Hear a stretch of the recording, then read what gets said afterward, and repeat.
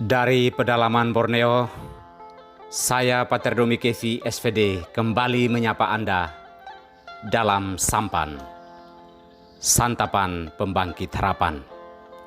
Sebuah refleksi sederhana atas sabda Allah yang diambil dari kalender liturgi Gereja Katolik, hari Kamis Pekan Biasa ke-14, tanggal 9 Juli tahun 2020.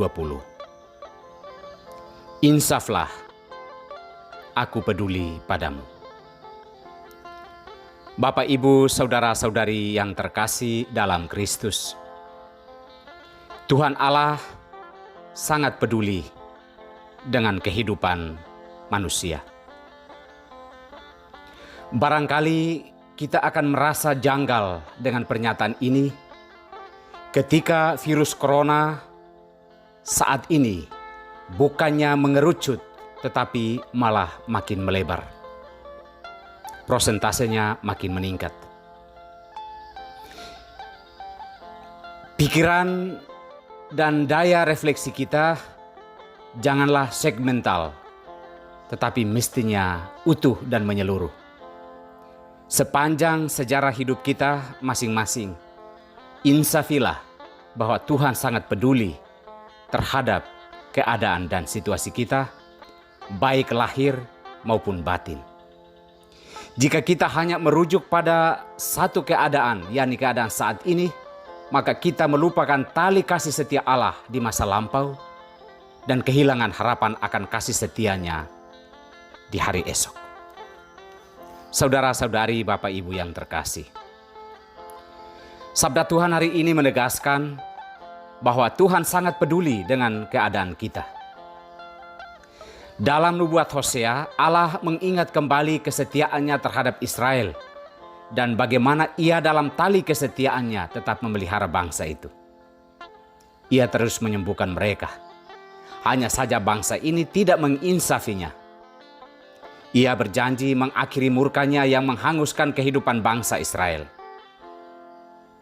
Yesus dalam pesannya kepada ke-12 murid yang diutusnya, ia meminta mereka untuk menyembuhkan orang sakit, mengusir setan, membangkitkan orang mati, dan mentahirkan orang kusta. Mereka telah diberikan kemampuan untuk mampu melakukan hal-hal yang baik ini demi kebaikan dan kesembuhan manusia. Peduli pada kehidupan, itulah kira-kira pesan yang dimaksudkan Yesus. Bahwa kerajaan Allah adalah keadaan di mana tak seorang pun tak merasakan sukacita dan kebahagiaan. Semua beban penderitaan baik fisik maupun batin harus dibebaskan.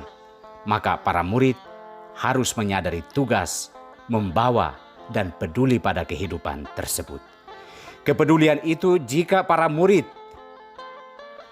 tidak membawa harapan dan impian-impian palsu yang menyesatkan dari misi peduli pada kehidupan itu.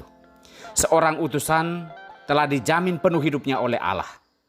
Jika masih berjuang untuk mencari yang lebih, maka misi itu bukan hanya berat untuk dijalani, tetapi juga memberatkan mereka yang menerimanya karena berbagai tuntutan kenyamanan dan jaminan.